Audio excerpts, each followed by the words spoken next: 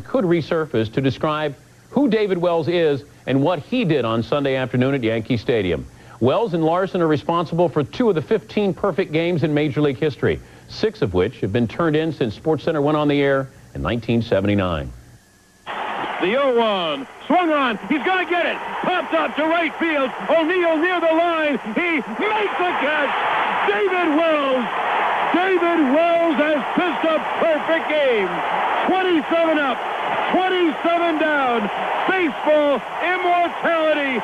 It sounds a lot easier to do than it's proven to be. In becoming the 6th pitcher to appear on SportsCenter while achieving perfection, David Wells joins a crew of unlikely heroes. They aren't Cy Young Award winners, and most probably aren't Cooperstown bound, but they all have a place in the SportsCenter Hall of Fame. Cleveland's Len Barker led the American League in strikeouts back in 1981, and he pitched a perfect game that year against Toronto on May 15th. After that season, Barker virtually disappeared. From 1982 until the end of his career in 1987, Barker was a combined 10 games under 500. On the last day of the season in 1984, Mike Witt was the perfect angel, retiring all of the hometown Rangers he faced. Although he finished his career just a game over 500, Witt's subsequent SportsCenter appearances were less spectacular, except for when he finished a combined no-hitter with Mark Langston against Seattle in 1990. The first of 2 National League perfectos was in 1988 at Riverfront Stadium by 18-game winner Tom Browning. No Dodger reached base on September 16th as the Reds won 1-0. But Browning's career all but ended in San Diego in 1994. The 0-1. Oh, boy. No. Oh, no. Tom Browning is down. Oh, no. The Dodgers were again victimized on a perfect afternoon for Dennis Martinez in 1991. The Expos beat L.A. 2-0 on that day as Chris Gwynn's fly ball to center field gave El Presidente the 4th SportsCenter perfect game. The 5th belongs to Kenny Rogers. The Angels came to the new ballpark in Arlington on July 28, 1994. And Rogers' road to perfection wasn't easy. Rusty Greer saved Rogers' night with a sparkling catch against Gary DiSarcina. Today, Rogers is 2 teams removed from his perfect game, but he does have a World Series ring. In achieving the illustrious feat, Wells joins 5 other in the SportsCenter era and 9 others before him and us. It's a nice present. Here's a look at some of the rarer feats in baseball. All of these have been done at least once in the 90s. Wells' perfect game, the 15th in baseball history. What's rarer than a perfect game? The unassisted triple play, only 9 occurrences. And a 4-home-run game, it's been done just 12 times. From yesterday to today, when we return, highlights of the Pirates and Diamondbacks when this 20,000th SportsCenter continues in a moment. Meet Emily Lewis, road warrior. Pirates here in Los Angeles. Join me Monday. We'll go up close with P.J. Carlesimo and get the real story on what happened with Latrell Sprewell. We'll also talk about Shaq maybe grabbing a ring. We'll see you Monday at 6 Eastern.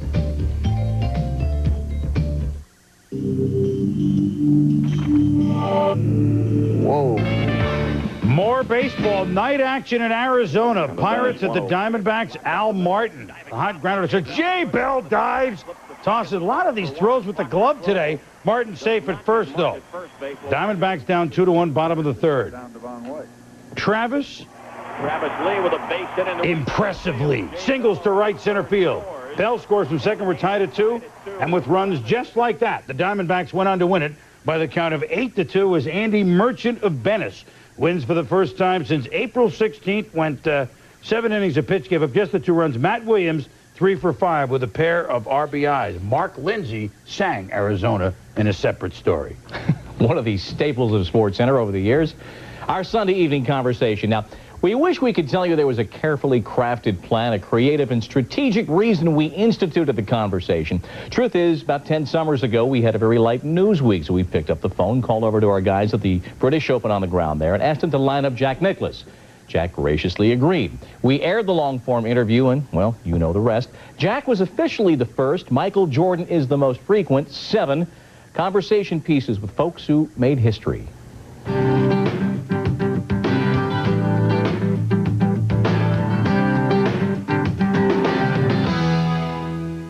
This is Sal Marciano in Las Vegas. During this hour of SportsCenter, I'll have a conversation with Muhammad Ali. All of you out there who think Holmes gonna whoop me, I'm gonna whoop all of you. You all must fall in the round I call, because I'm the greatest of all time. Muhammad Ali as he prepares for Larry Holmes. This is Sal Marciano. Is it the fourth round? Four-time champion. The greatest of all time making a comeback. It's gonna shock the whole world. Being 51 years old, after 10 years, it would shake the world. Muhammad Ali comes back, shakes the whole world, fights 2 men in one night. Still the king, still pretty. Can you believe he's coming back, 51 years old, and dancing, shocking the world? Occasionally I might be competitive, and that would be fun for me. I think that the people enjoy seeing me play, and I enjoy being out in front of the people. And it's, and I think it would be a shame or silly or whatever you want to call it for me to leave the game of golf as much as I love it. The game has been so good to me. Is there a piece of sports memorabilia that you would buy? I mean, I had an Ernie Banks signed baseball once. I don't know where the hell it is. I hit it over a fence somewhere. It's gone, you know. And it was signed, but that baby went over the fence. I'm the greatest thing ever. I love me. Thank God for Larry Holmes. Well, you made me happy sitting down talking. I know I did. Don't you ever forget it. I'm getting naked pictures in the mail and underwear, things like that. And how do you respond to that? You just gotta laugh and just hope the girl's got a good body. Well, usually if you do a biography of somebody, they pick somebody. Yeah. When they do prime time, who's gonna star in it? You know who's starring it? MC Hammer.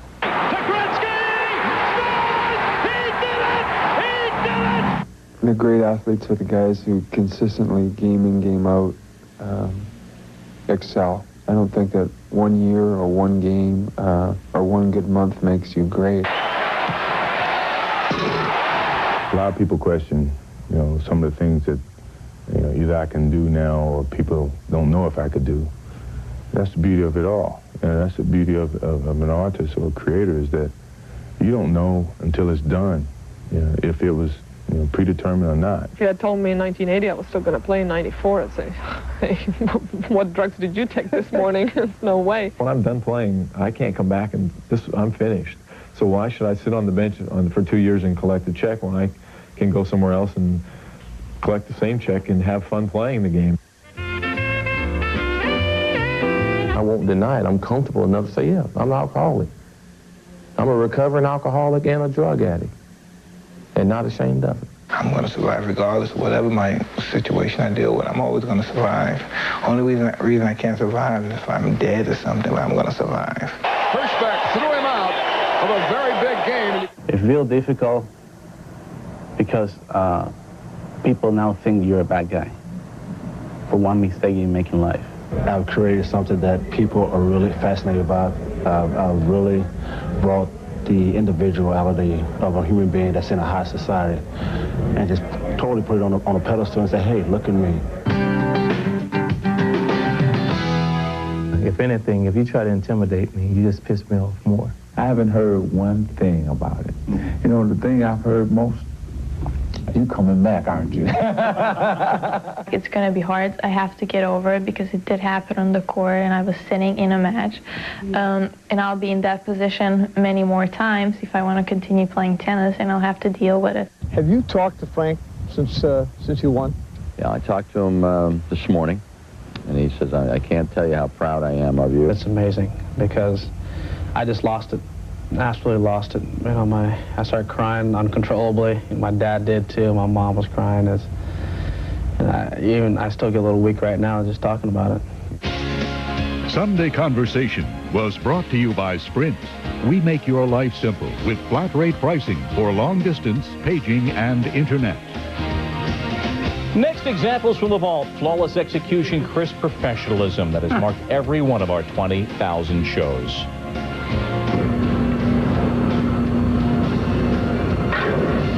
You never gave me a cue. Just to the final round, the St. Luke's Senior Classic. Larry Ziegler on 18.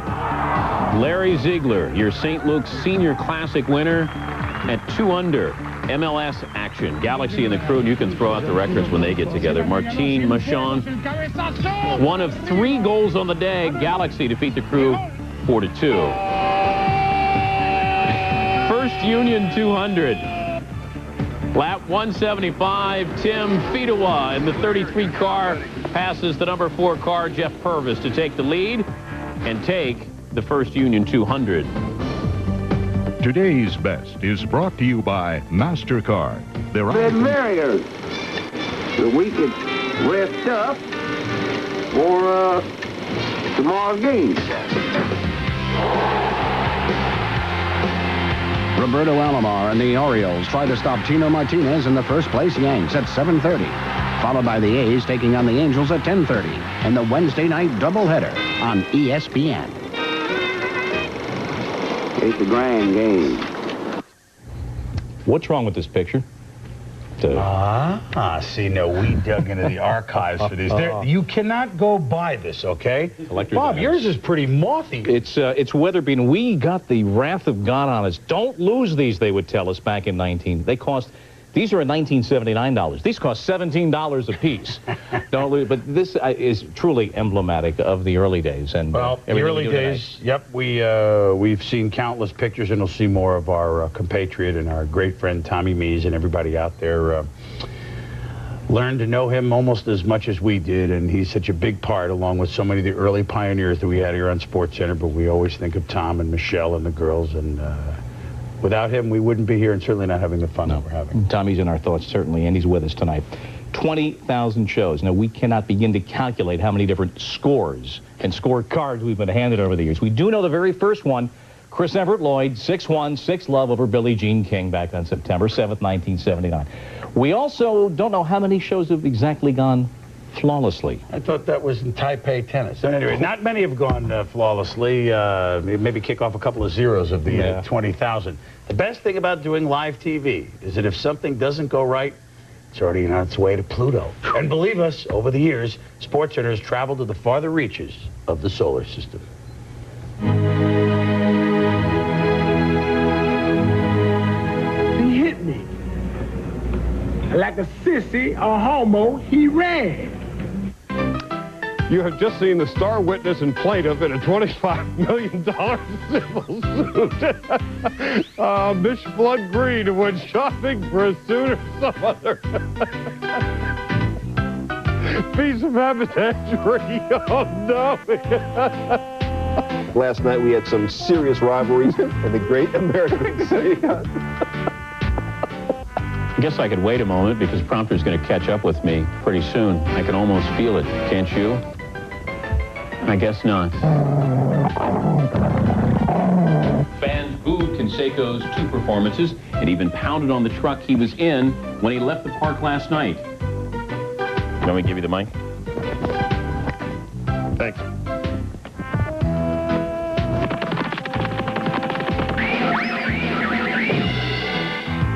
As part of the prenuptial agreement, Tanya gets to keep the pickup truck. Michael keeps the tool chest. Says Michael Smith, quote, I don't like... He gets a tool chest. But as Ron Jaworski points out, the franchise appears to finally be... I can't even read it when it's right in front of me. Oh, that's funny. As Syracuse comes from behind at the end to beat Georgetown.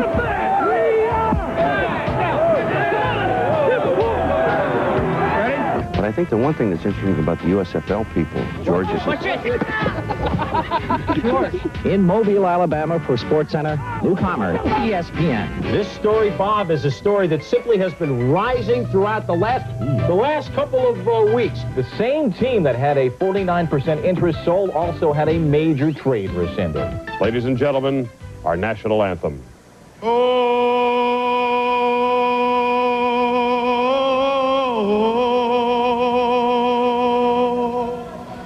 Oh, say, can you see? And the Rockets, red flag. Uh-oh. I'll make up for it now. For the land of the free. Sorry, national anthem. Written by Francis. Written by Francis Scott, off key. What about Team Blazers? A little darling.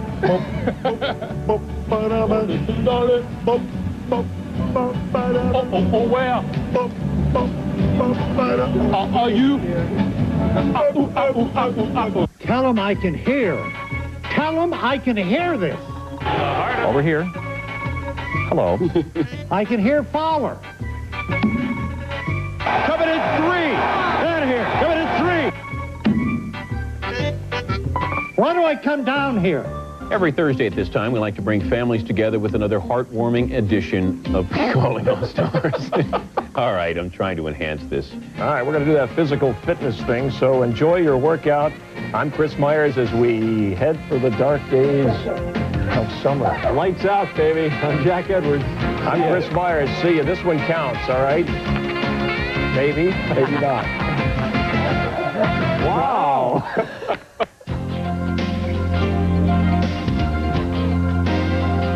This is a little ancient. We're going steady now, aren't we? Yeah, this is it. You have my locket. We hope that SportsCenter is not just what you see or what you hear, but also what you feel. This is our chance to not only thank you, the viewer, but also the countless number of people behind the scenes at ESPN, people, in fact, working right now as we speak. We feel that we have at least 20,000 good shows left in us. Although some of us at this advanced age may not be able to do it at Mach 6 anymore, we have trouble going from first to third on a single, you see. What began as a pipe dream 20,000 shows ago is now delivered worldwide in languages we can't even pronounce, let alone speak. And believe me, there isn't a day that we don't sit here and pinch ourselves. But what's never changed is our relationship with you. You see, you've welcomed us into your homes with open arms, and it's our privilege to be your guest. You've trusted us, and we hope we always earn that trust, because after all, we're just a bunch of friends talking sports anyway. The minute we change, please let us know. Well, as one of our original producers, remember him? Fred Muzzy used to say it. All the shows we've ever done, that's one of them, as you fade to black. SportsCenter is not just a collaboration. Behind the scenes here, it's a body of work involving all of us and our viewers. So from each and every one of us, thank you. 20,000 in the books.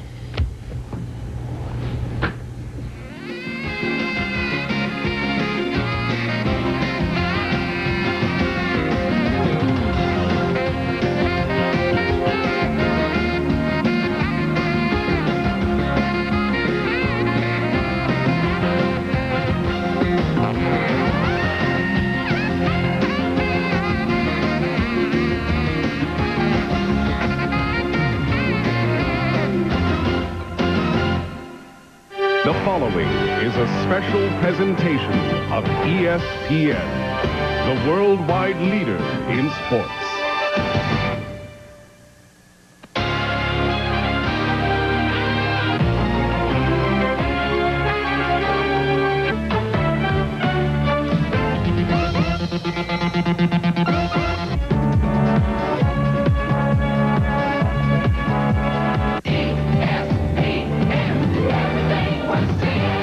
And welcome everyone to the ESPN Sportscenter. From this very desk, in the coming weeks and months, we'll be filling you in on the pulse of sporting activity, not only around the country, but around the world as well. If it takes an interview, we'll do it. If it takes play-by-play, we'll do it. If it takes commentary, we'll do that too. That's the way we'll function from the ESPN Sportscenter, and we'll be filling you in on further updates as the broadcast progresses. From a sports fan's fantasy in 1979, ESPN SportsCenter has become a daily necessity, an American institution. Like everyone who sat on that SportsCenter desk, I'm proud and privileged to be a part of the ESPN heritage and happy to be a part of this program tonight. Just as it's been fun for you, it's been a magic carpet ride for all of us. Now let's sit back and join 3 ESPN SportsCenter All-Stars, Chris Berman, Bob Lee, and Dan Patrick. And for the 20,000th time, hi, hello, and welcome. SportsCenter is next.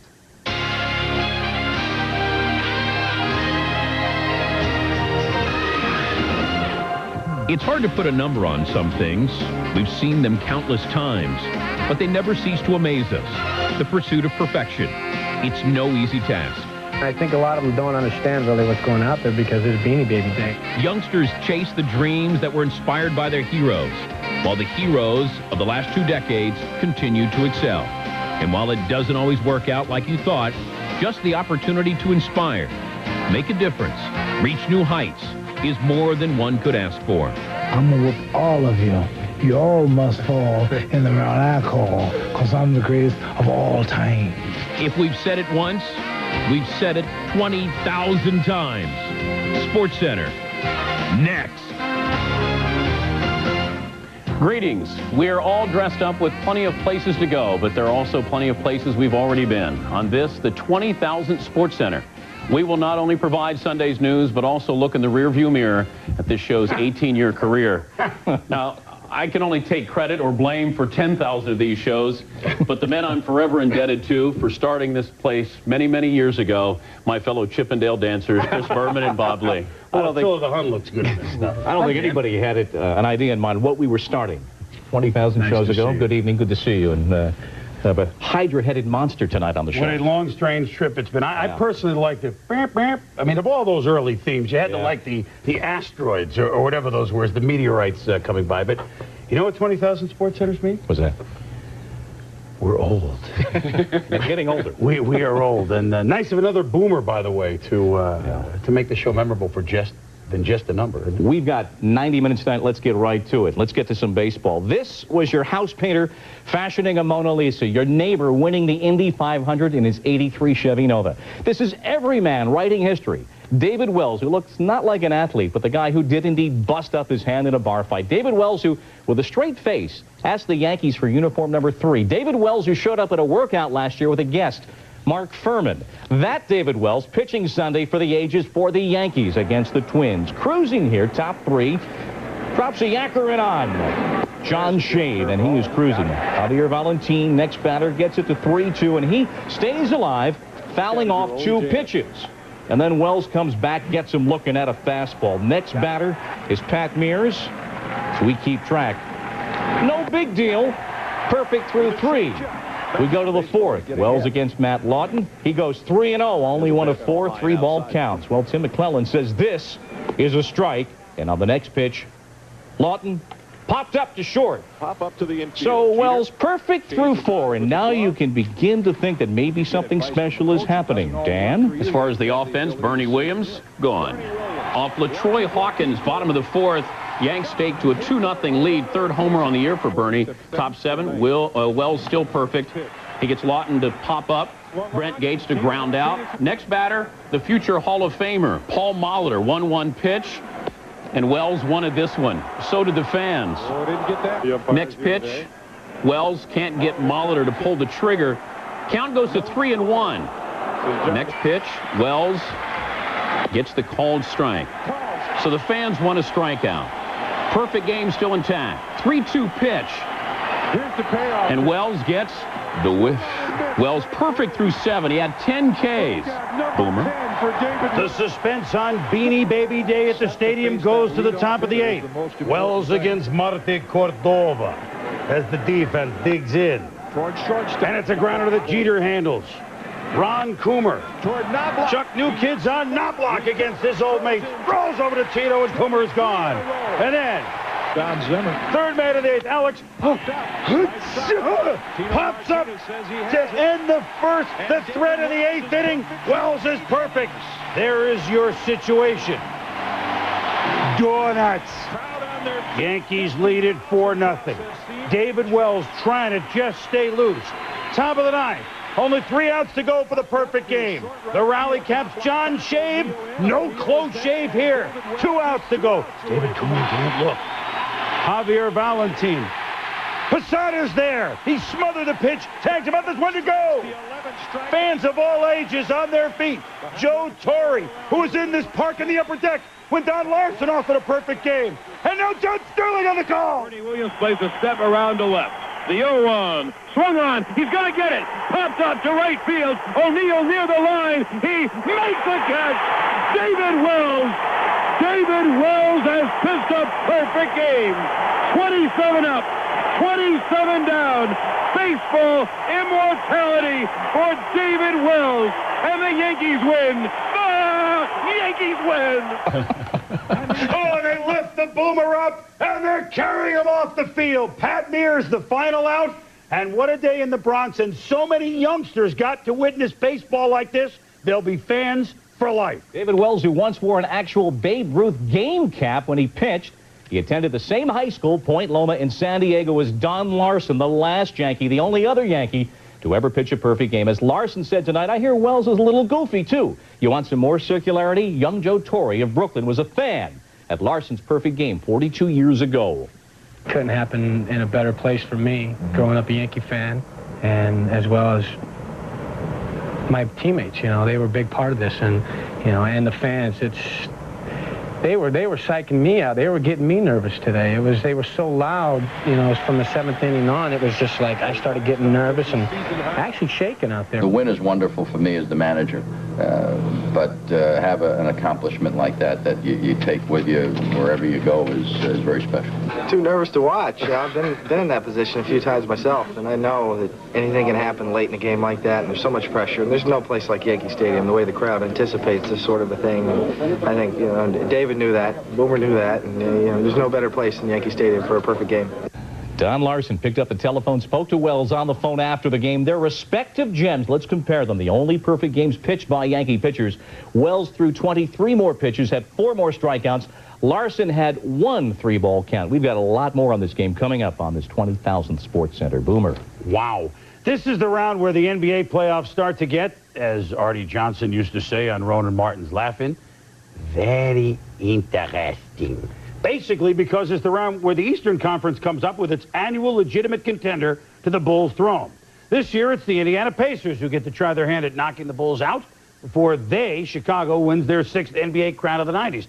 Speaking of hardware, it's been reported that Michael Jordan will receive yet another NBA MVP award on Monday, adding 98 to 96, 92, 91, and 1988, which means he's now won 20,000 of them. Jordan, his soon-to-be acquired trophy, and the Bulls at home, Game 1, Eastern Conference Finals. Pacers, Bulls, Scottie Pippen, and company. They met the Pacers in the playoffs. First quarter, Pacers come out hot. Mark Jackson, alley-oop pass for Dale Davis, who was impressive down low. Hit 8 first quarters point. The Pacers lead by 6 after 1. Michael Jordan in the first half, no good. Michael Jordan in the first half, no good. In the first half, no good. Michael Jordan 1 for 9 in the first half, no good. Dennis Rodman benched for almost 8 minutes because his coach said he's been partying all over the Midwest. He parties in Chicago with a slam of Pippen's miss, and the Bulls are down by 340 to 37 at the half. Second half, different story for Jordan. The tongue, the steal, the drive, and you know what's coming. Part of a 16-0 Bulls run. Bulls defense, 19 steals. Look at the D. Ron Harper all over Reggie Miller, who struggled from the floor, struggled just getting the ball. More defense. Pippen knocks down Rick Schmidt's outlet pass. Michael around and over with the slam. And now it's 64-57 Chicago after 3. Pacers hanging tough, though. Travis Best, not his best. But Dale Davis there for an 11-0 run that brings the Pacers down to 1. But Jordan, too much. Backdoor on Jalen Rose. Every rose has its thorn. We're not talking Rod Thorne. We're talking Michael Jordan. Bulls up 73-65. Then Miller tries to cover him. Look at the 3 moves. Loses him backdoor. 25 second half points. So despite the 1 for 9 in the first half, Jordan ends up with 31.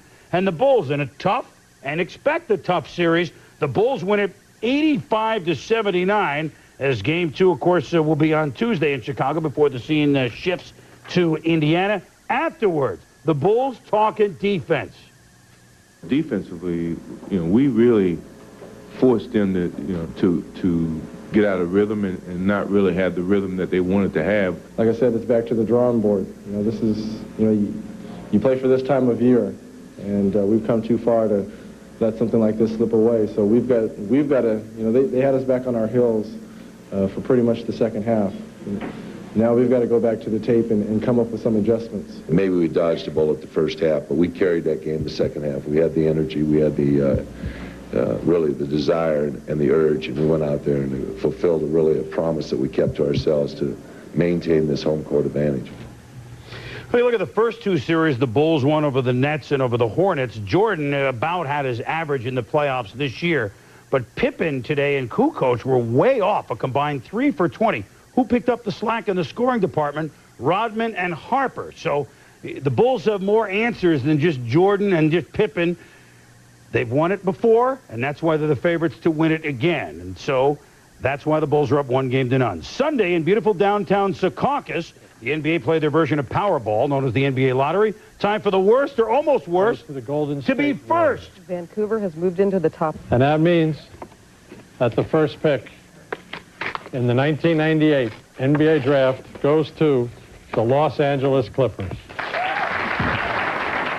Elgin Baylor. Well, Vancouver, won the pick, but previous expansion rules precluded them from being number one, so they had a redraw. Sounds like the Derby. The LA Clippers, eligible for the lottery for the 9th time in 14 years it's been in place, got first pick. Denver at 11-71 with the second worst record in the history of the NBA continued to shoot air balls and got only the 3rd choice. Since Golden State didn't get into the top 3, they didn't have to surrender their choice to Orlando as part of the Hardaway trade. The lottery's been a classic ever since 1985, when miraculously New York, and not someone like Sacramento, got the first pick that year. That was the year Patrick Ewing came out of Georgetown. Thought you wanted to remember. Cynical guy. David Wells' gem notwithstanding. Kerry Wood is the story of this young baseball season. His pitching and the fierce way that he has held on to a sense of balance. After 20 Ks for a piece of the record and 13 more for the 2-game record, Wood today going after the Reds in Nolan Ryan's 3-game record, needing 14 to tie, 15 to surrender their choice to Orlando as part of the Hardaway trade. The lottery's been a classic ever since 1985, when miraculously New York, and not someone like Sacramento, got the first pick that year. That was the year Patrick Ewing came out of Georgetown. Thought you wanted to remember. Cynical guy. David Wells' gem notwithstanding. Kerry Wood is the story of this young baseball season. His pitching and the fierce way that he has held on to a sense of balance. After 20 Ks for a piece of the record and 13 more for the 2-game record, Wood today going after the Reds in Nolan Ryan's 3-game record, needing 14 to tie, 15 to break that mark. And consistently today, his heater between 93 and 97 miles an hour. Chris Steins could attest to that in the first inning. Then Eddie Taubensee looking, and then Reggie Sanders' little breaking ball. He had a cut, though, on his right index finger to Kerry Wood, and it hindered his ability to throw the breaking stuff. But he gets Dimitri Young swinging, chasing a dream here after walking a couple of batters, getting out of trouble. Then he drops Lord Charles in on Willie Green. And then have some high heat, Sean Casey. And then he takes everything off. It should be illegal to throw this to the opposing pitcher, and he did. 7 Ks through 5. 2-0 Cubs. They've got 2 on here. Jose Hernandez lining it to right. This brings in Mark Race, and Henry Rodriguez gives the Cubs a 4-0 lead into the 6th inning. Wood continues getting Brett Boone breaking number 8, and that would be it. He would leave with 8 Ks, and that cut bothering him just a little bit, but the Cubs win it by the count of 10-1. The crowd of 33,000 for the Reds, their largest since opening day. Wood said later that the heat coming off the artificial turf made him breathless. The cut on his finger from opening a soft drink can on Friday. Terry Mulholland, 3 innings of work to give him his first ever Major League save. Kerry Wood, 7 starts now into his Major League career. He and Bob Feller have each had strikeout totals matching their ages as rookies. Wood actually has a better record and more Ks after 7 starts than did Rapid Robert. And get back to us on show number 30,000. We'll see if Wood keeps up the pace. The Marlins, baseball's organ donors against McGuire and the Cardinals. Todd Zeal with a new uni. Mike Piazza had an RBI on Saturday, and here at the top of the first delivers off Kent Merker. Marlins up 1-0. 1 for 5 today was Piazza.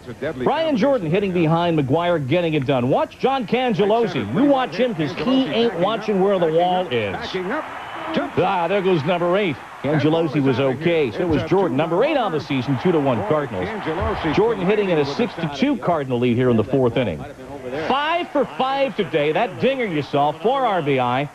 A 13-4 Laffer. Brian Jordan, 9 for 13 in this series. They play again on Monday. In his last 9 games, Jordan, 4 dingers, 11 RBI. The Marlins are 1-6 on this trip, 16 below break even. And with Friday's trade and 3 minor league call-ups, the Marlins have changed 1 out of every 5 bodies on their Major League roster in 2 days. Giants and the Expos. Gary Sheffield aiming on the baseball like it's the California State tax collector. Here on the first, singling to left off Mike Johnson to bring in Eric Young. Sheffield 2 for 3 Sunday and a 1-0 Dodger lead. Let's go to the 5th. Bobby Bonilla had the dinger last night. 3-3 game here in the 5th. Doubling down the right side. Sheffield gets the green light. Sheffield coming on. The Dodgers take a 4-3 lead. Raul Mondesi adding 3 hits. And the complexion of this team changing and getting the offense. For the second day as a Dodger, Bonilla drives in a go-ahead run. The Dodgers win it 6-3. Dodgers with that muscle now 15 runs in their last 2 games. Wilton Guerrero, who was their pinch hitting specialist, was sent down after the ex-Marlins all arrived over the weekend. Now he is demanding a trade. Well, everyone now knows what happened to the AL East division leaders. David Wells was authoring baseball's 15th perfect game ever for the Yankees against the Twins. The 2 other American League division leaders faced off at the Jake. Texas at Cleveland, the Tribe looking for the 3-game sweep. Here we go. Top of the 4th, 2 on for Kevin Elster against Bartolo Aftershave Cologne. It's a slapper to right. Mark Whitten got a pretty good arm, comes up throwing. Will Clark scores. It's 1-0 Rangers, which would be enough for Aaron My Lips Are Sealy against Jeff Branson in the 8th. That big curveball, which authored 9 strikeouts in 8 innings. Defensive help as well. The pop by Vizquel. Look at Fernando Tatis into the seats. 2 rows in, he makes the catch. What a play, and Wetland comes on with a 1-2-3 ninth despite a throbbing wisdom tooth. His 12th save. Sealy with 8-inning, 5-hit shutout ball ups his mark to 7-2, and the Rangers beat the Indians by the count of 1-0, second shutout of the year for Sealy. Onto the ice, where 3/4 of the NHL's Final Four set. After a wild first round, the second round of the Stanley Cup playoffs have been closed out rather quickly. In the East, Buffalo gave Montreal a donut in their 4-game sweep of Les Habitants, while Washington sent Ottawa on holiday in 5 games. In the West, Dallas doused Edmonton in 5 games, and Detroit was looking to do the same to St. Louis. But a funny thing happened on the way to the Western Finals, and on the way to Sergei Fedorov's $12 million bonus for the Red Wings doing so. St. Louis at the Joe against Detroit. Fedorov, 1 win, 12 mil. Brendan Shanahan to Fedorov. Oh, but Grant Fury of the 5 Stanley Cup stones him. Score 1-0 in the second period. A deflection up McCown. Mike Witches of Eastwood scores past Osgood. 2-0 St. Louis. Later in the second period, 3-0 Blues. Fedorov slashes Scott Pellerin, penalty Detroit. Iserman bails him out. Short-handed. Captain Stevie to Martin Lepoix. He snaps it past Fury. It's 3-1. Even Gordy, Mr. Hockey, can appreciate the effort. Third period. Watch Darren McCarty get grabbed at point blank by Fury. Detroit 0 for 9 on the power play. Jim Campbell gives the wink because his team had Grant Fuhr. The Wings outshot the Blues 10-1 in the third period, but came up with nothing. And the Blues now have forged Game 6 on ESPN Tuesday at 7:30 Eastern Time. Jeff Courtnall and Todd Gill scored for St. Louis, along with Mike Eastwood. One series continues in round 2. Stay with us as we continue on our 20,000 Sports Center. 20,000 shows? That don't sound right. I wonder who's keeping track of those records. Messing with my record. I think I'll do a little research on my own.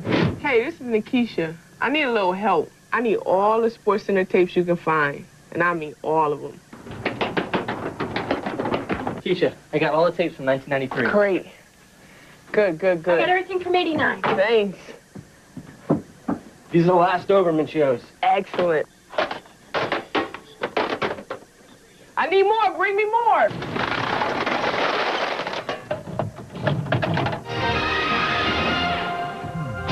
Gotcha. SportsCenter. Hi, Dan Patrick. This is Nikisha Sales. Hi, Nikisha. How are you? I'm all right. Legs a little sore, but listen. I've been watching SportsCenter, and I see you're celebrating your 20,000 show. Yeah, we are.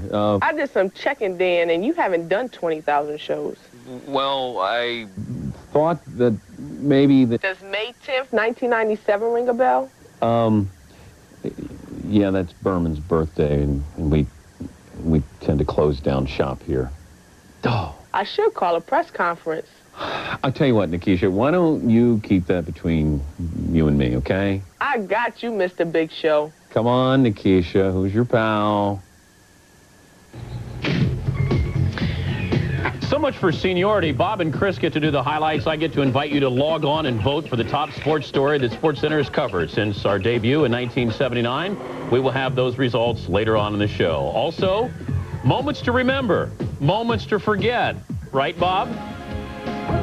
Hey, good evening. Welcome to SportsCenter. Along with Bob Lee, I'm Dan Patrick. And, no, that's You're Bob Lee. I'll be Got it right. Last night in Chicago, somebody thought, we'll figure this out. We will also try to cram in 18 years of highlights into this week's edition of the Plays of the Week. We will revisit Chicago for the sound following the fury of the Bulls' Game 1 win over Indiana. And then it's back to baseball in San Diego. Kurt, spelled with a C, looking for plenty of Ks against the Padres. In Toronto, Junior Mintz, as Griffey and the M's look long and hard at the Blue Jays. 6 different pitchers have won at least one game since the last time Eric Hansen did. The year was 1996. The day was September 23rd. On Sunday night, nearly 20 months after that victory, and 12 months following rotator cuff surgery, Hansen took on the team that drafted him back in 1986, the Seattle Mariners. And for Hansen, didn't pitch badly, but made one big mistake.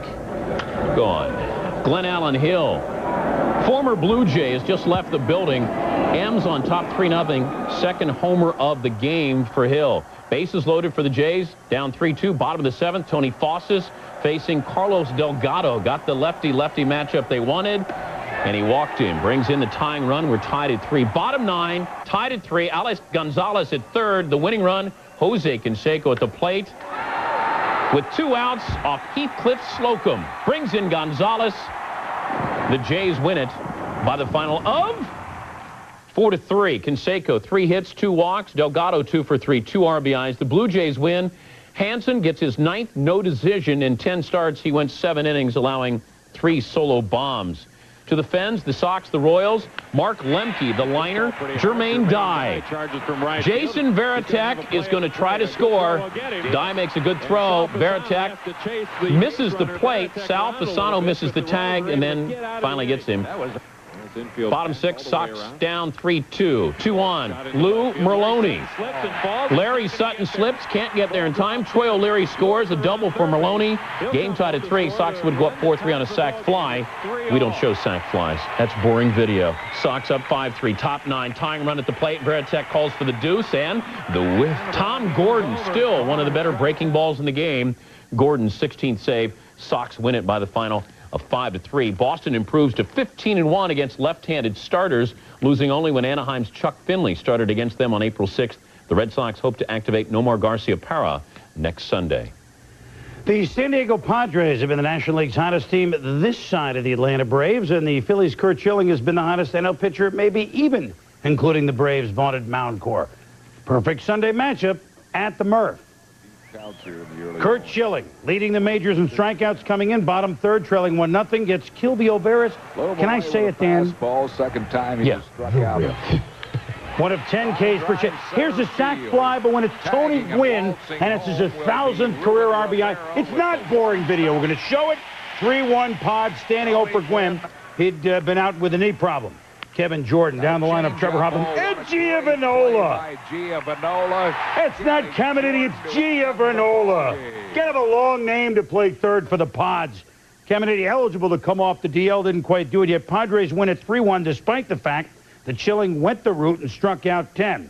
Steve Dorsal Finley hit his first home run since April 25th. He's been hitting below the dreaded Mendoza line, but a big home run to help the Padres win. Hunter Wendelstadt, son of Harry Wendelstadt, vacation relief, worked the plate, got hit by a pitch, was tended to by the trainers, stayed in the game. Braves at Strohs. Bottom of the 1st, no score. John Smoltz has not lost this year.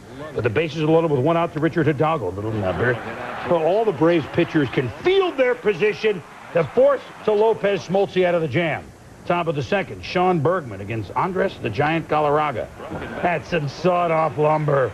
Bill Spires throws him out. And look at this in the stands. No, remember how you used to pick who was up first by putting your hands on the top? No, wait a minute. No, I'm up first. No, you're up. No, What? Moises Alou.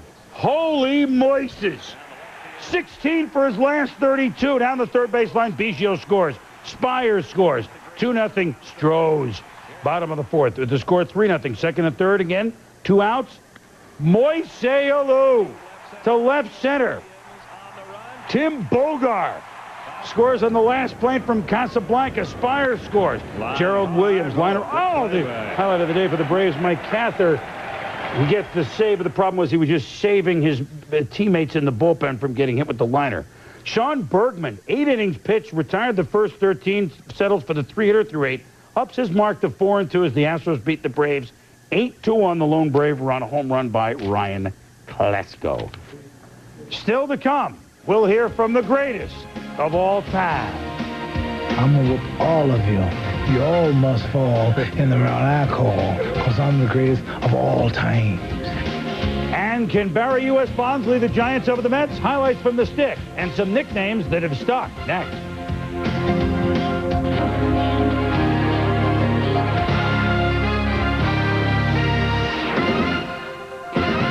So the Oakland A's take. The quake reported by KPIX says the strongest since 1906 occurred at 5:05 Pacific time. I was in row 17 of the upper deck directly behind home plate. Joe Torre was there. Chris Myers, Chris Berman, John Hamlin, our producer. I believe now, I don't have a monitor, but you, I've been told, are looking live at a live picture inside Candlestick Park.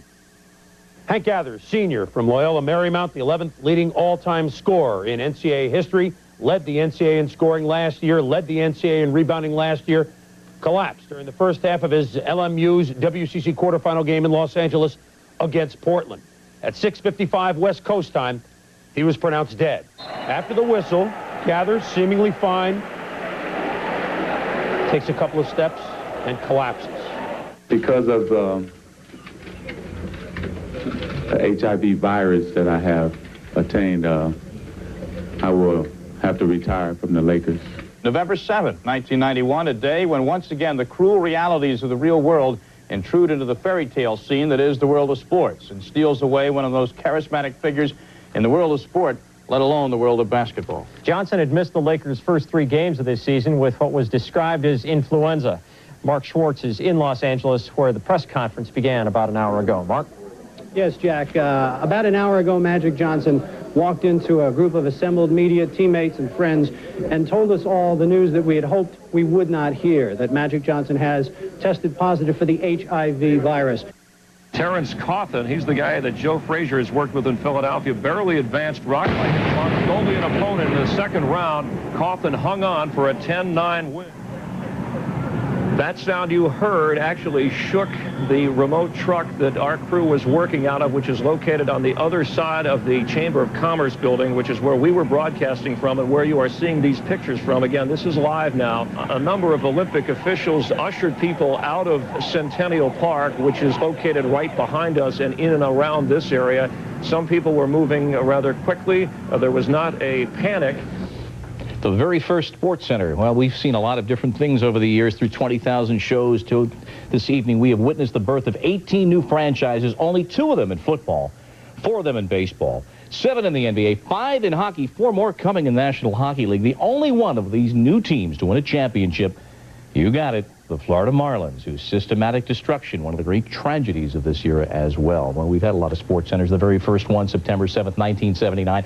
And that show hit the air just minutes before future Hall of Famer Joe Morgan, now our colleague, got his 2000th Major League hit off of Jeff Zahn of the Dodgers. Joe spent several productive years with the Giants, which brings us to the Giants and the Mets. Now, history does not record how many deft segues like this have saved the lead-ins to nondescript games over the years, but there's one at least. Let's go to the Mets and the Giants, please. Thank you, Al Leiter, leading the league in ERA. 2 on here on the first. Charlie Hayes signaling to left and bringing in Darrell Hamilton. The first run that Leiter has given up all year in the first inning. Bernard Gilkey here in the 7th. The Mets down 3-2. Doesn't like the call by Wally Bell. Bell doesn't like the vocabulary. In fact, Gilkey says a few words that even we haven't tried to say yet here.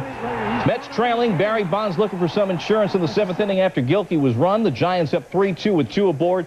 Watch Butch Husky. Chases this baby down, but opens the door for a run to come in. As it does, Giants take a 4-2 lead and hold on for the victory. Mark Gardner's first win since April 21st. Al Leiter remains winless in just about a month, and the Mets have not won any of those starts. The Brewers, who Dan thoughtfully reminded me are in the National League tonight. Thank you, Dan. And who's playing in their infield? Well, there's Dan Nilsson, there's Dan, and there's Mike Matheny, Dan, and Mark Loretta gets a touch, as they say in soccer, and even Jose Valentin, this in a 1-all game in the 6th inning. 3-2-5-1-6. Jamie Wright cruising for the Rockies, 4 Ks, 8 innings, and 1 earned run. And then Jeff Reed in the 7th inning, 3/4 of the way to Arvada, number 4 on the year. That was about all the scoring the Rocks needed as they hold on for the victory, 2-1. Rockies win for the first time in 7. The Brewers involved, stat of the night, in their 5th 2-1 game of the year. Larry Walker's hitting streak at 13. Brewer starter Paul Wagner leaving in the 3rd with dehydration because of a stomach virus. He is a designated hitter in name only, but Frank Thomas refuses to blame that role for his slump. The reigning AL batting champ, who is a career .328 hitter, is batting .278 since becoming the team's full-time DH. Thomas claims he will play the field once again when interleague games begin next month. But on Sunday against Oakland, the Big Hurt took a seat and waited for his turn. He did homer to help the Sox build a 7-2 lead, but in the 8th, Scott Ayers is pulled for Tom Fordham. First batter he faced. Ricky waits on the breaking ball. Base knock. Jack Boyd with the doubles. It's now 7-3. Ben Grieve walks. Jerry Manuel brings in Bill Seamus. Next batter, Mike Blowers. It's gone. 7th career grand slam for Blowers, and suddenly we're tied at 7. After 2 more walks, the manager decides to leave Seamus in. Scott Spezio, base knock. Jason Giambi scores 8-7 A's, 6 runs in the inning. They go on to win this one by the final of 9-7. The A's won consecutive games for the first time since the end of a 6-game winning streak on May 1st. During their 3 losses to Oakland this season, Chicago pitchers have coughed up 35 runs. Tigers and the Angels. Tigers win at 4-3. Anaheim, which has dropped 9 of its last 13, lost on Sunday despite out-hitting the Tigers 14-4. Detroit has claimed victory in 4 of its last 5 games. As we continue on this 20,000 Sports Center, we will turn on the way back machine. Once again, the 49ers played like veterans, and they beat the Dallas Cowboys 28-27. Rolf Benerschke's 27-yard field goal gave the San Diego Chargers a thrilling 41-38 victory over the Miami Dolphins. While in Dallas, this putt went right, and as a result, his day went all wrong. Dallas does Fred next. His tournament attracts most of golf's biggest names of today. On to the Byron Nelson Classic outside of Big D. Big crowds, many of whom were rooting for Freddie Couples. Always a fan favorite. But John Cook would make a run. Look at the tee shot on 13. Needs to move just this is what we call a members bounce. Oh, you got to be kidding. Look at this. Short order Cook ends up with the tap-in bird. Couples tied for the lead now with Cook at -15. Tee shot at 17. Pulls out a 6-iron. Felt good about it. 170. And the wind blew it right. Skies it. How the ball went. It's on the rocks. After he hit his 3rd shot to within 10 feet for the bogey for Freddie. Oh, and he left himself work. Double bogey. Oh. Triple bogey. And it would fall way off the pace set by John Cook, who was just trying to par on the way in. Gets the congratulations from Byron Nelson. Cook with a final round 5 under 65. Had not played well as of late, but it's his 10th win on tour. So Couples falls all the way back into his 2nd place tie with Hal Sutton and the youngster Harrison Frazier, one of the tour's real good guys, Steve Stricker. First top 5 finish in a couple of years. Cook won it after being down by 4 shots for Tiger Woods. He had a 367. He finishes 7 shots off the pace at -8.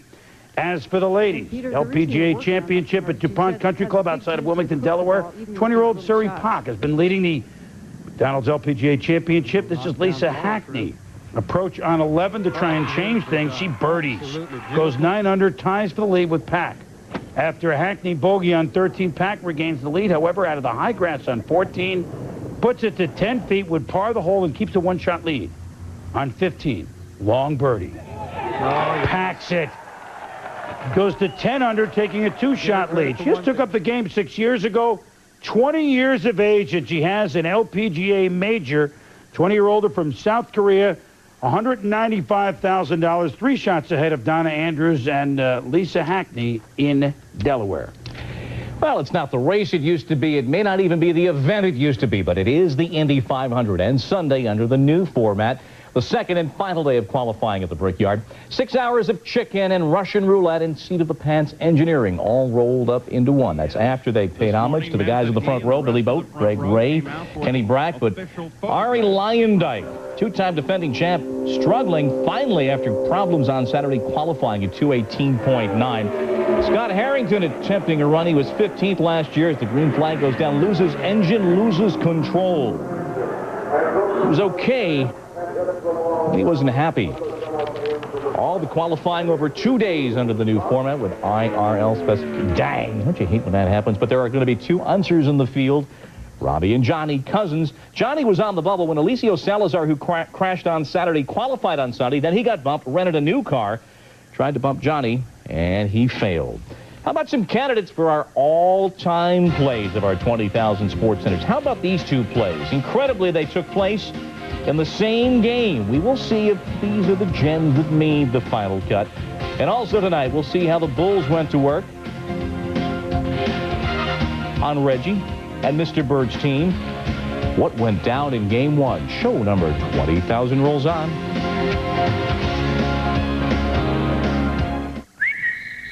All 20,000 of them, but we didn't dare say, you know, while you're at it, can you also tabulate the number of highlights? But we did ask him to search the archives for the plays that have left an indelible mark on us through the years. ESPN's Robin Roberts, who also works for ABC's Wide World of Sports, now has the honor of leading you into the plays of the week. Thank you, gentlemen. I apologize for my casual attire. My tux is in the cleaners. ABC's Wide World of Sports set the standard for innovative sports coverage when it debuted in 1961. In 1979, ESPN made a decision that would alter the way sports news would be presented.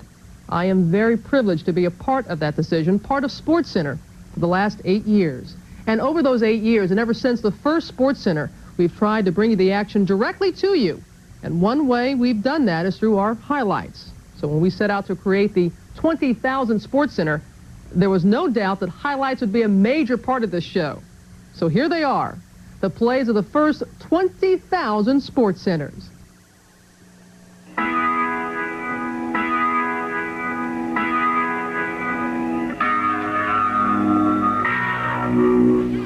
Lane's on the other wing. He finds it. Sends it in, Jerome! I got so much trouble on my mind. Refuse to lose. Here's your ticket. To the drummer get wicked. The crew to you to push the back the black attack. So I stack and jab and slack the Mac. Now I'm ready to mic it. Favoritism, Rolo. Never be a brother like me, go solo. Laser, Anastasia, major. Ways to blaze your brain and train you. The way I'm living, forgiving what I'm giving up. X on the flex, giving now. I don't know about later. And for now, I know how to avoid the paranoid. Man, I've had it up to here. Yeah, I wear, got them going in fear. Rhetoric, sand and red, just a bit ago. And not quick to go find the hard rammer. Keep from getting jerked, chasing some ways. The way back in the better days, raw, metaphysically bold, never follow the code. Still drop the load, never question what I am, God knows. Cause it's coming from the heart. What I got, better get some, get on up. Hustler of culture, snake bitten, been spit in the face. But the rhymes keep fitting, respect been given, how's you living? Now I can't protect a paid off defect. Check the record and record, unintentional wreck. Brain, office, some intellect. Made the call, took the fall, broke the laws. Not my fault that they're falling off. Known as fair and square throughout my years. So I growl at the living child. Black to the bone, my home is your home. I am not a role model. Well, welcome to the Terror Dome. And now there's a steal by Bird. Underneath the DJ, lays it in. Gretzky looking, Gary Curry, McSorley to Gretzky! Scores! He did it! He did it! Flutie takes the snap. He drops straight back, has some time. Now he scrambles away from one hit.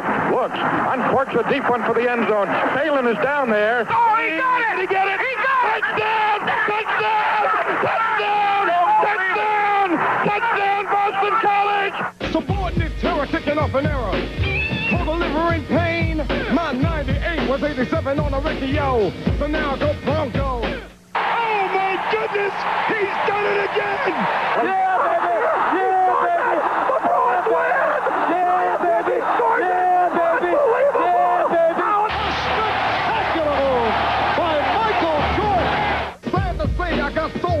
shiver.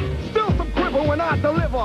Never to say I never knew or had a clue. Word was heard plus hard on a boulevard. Lies, scandalized and facing. Streets of hate who celebrate with Satan. A rope a dope the evil with righteous bobbing and weaving. And let the good get even. Come on down. Well, welcome to the Terror Dome. Come on down. They're still in deep trouble at midfield. They tried to do a couple of... The ball is still loose as they get it to Rogers. They give it back now to the 30. Wittenberg. Oh, that's a long ways. They won it. I'm the dunk. They're down to the 20. Oh, the band is out on the field.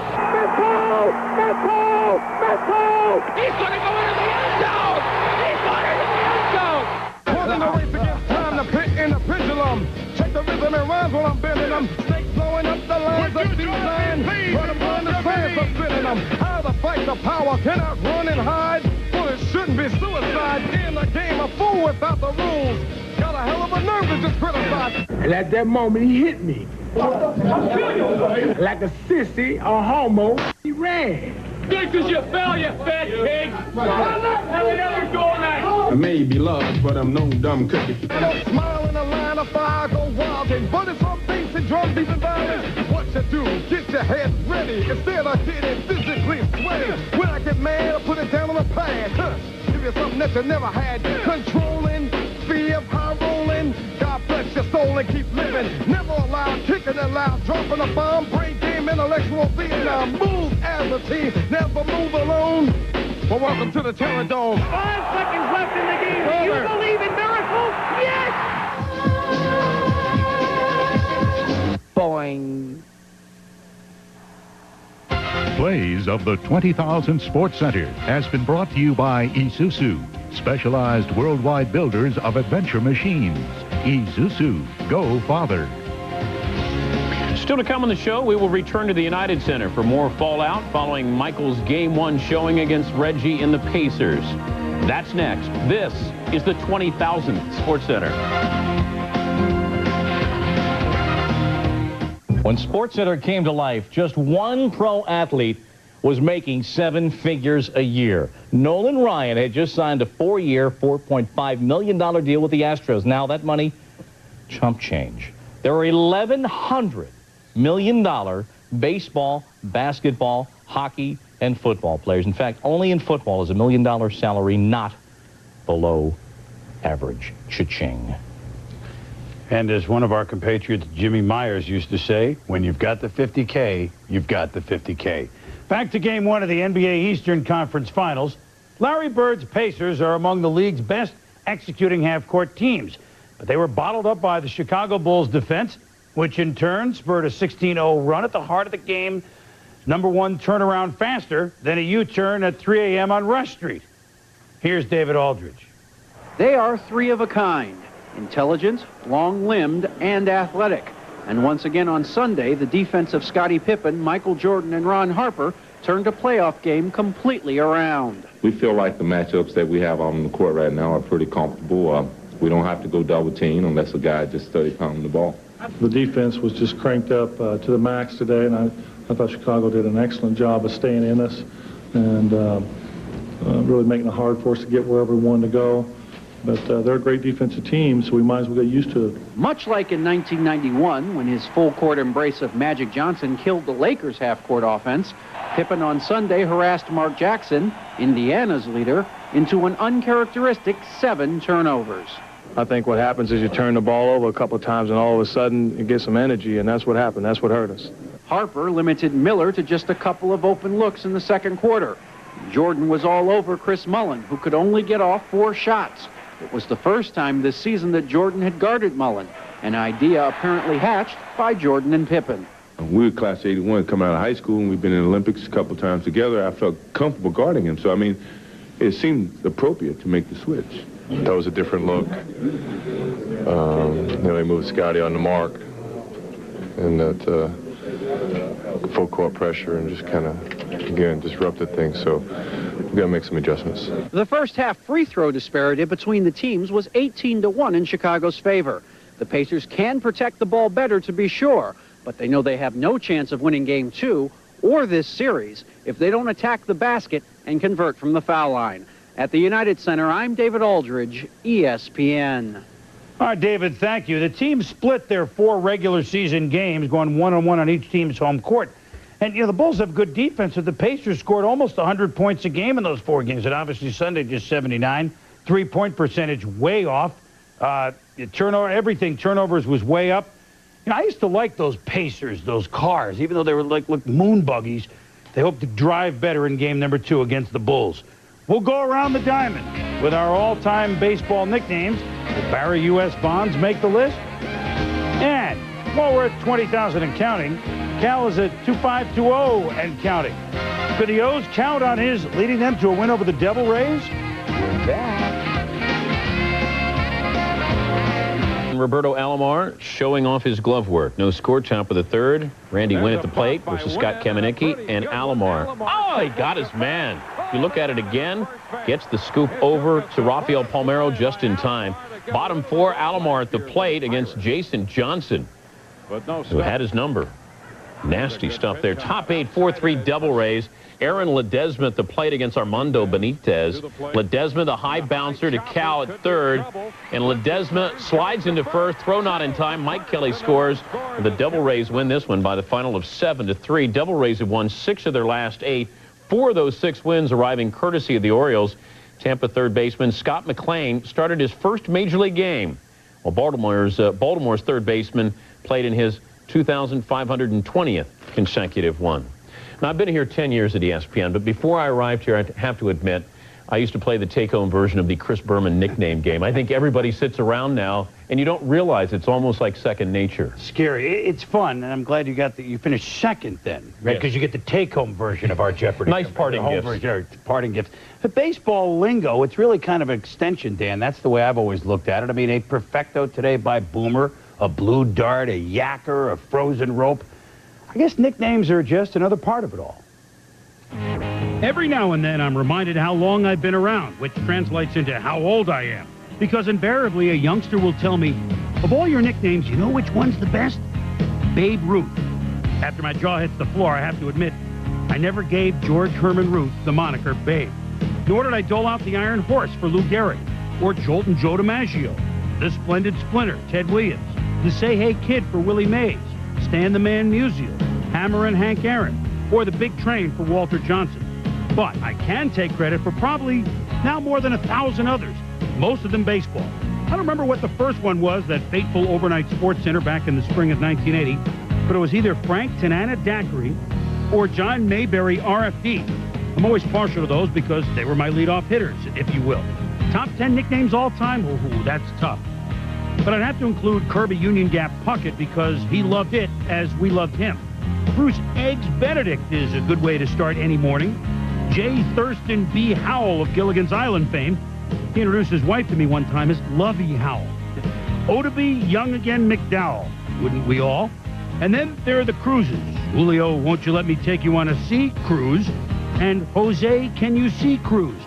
That one was courtesy of our late great friend and compatriot Tom Mees. I still use it for Jose's son. Vaughn Purple Haze, Excuse Me While I Kiss the Sky. Jim, Two Silhouettes on Shades, a great old song by the Rays, redone later by Herman's Hermits. It's hard not to choose Bert Be Home Bly Levin as number 1 because we all heard it from our parents. But my nod goes to John, Tonight Let It Be Lowenstein. It's baseball, it's beer, and it's funny. The best letters I've gotten over the years are really from the old-time fans who write things like, I really don't understand all the rock and roll that you put into your nicknames, but thank you for reviving a lost art. Now, I'm really touched by those letters. I am. All the nicknames are for fun. None of them are derogatory. Sure, some of them are Willie McCovey stretches, but as my one-time partner, Jerry Rolls-Royce, once told me, it's a game everyone can play. If I were to field an all-nickname team today, here's how it would look going around the diamond. At first base, either Wally Absorbine Joyner of the Padres or Fred Crime Dog McGriff, now in his hometown of Tampa Bay. At second base, either Chuck New Kids on Knobloch, who really is a new kid on the Yankees block, or Roberto Remember the Alomar of the O's.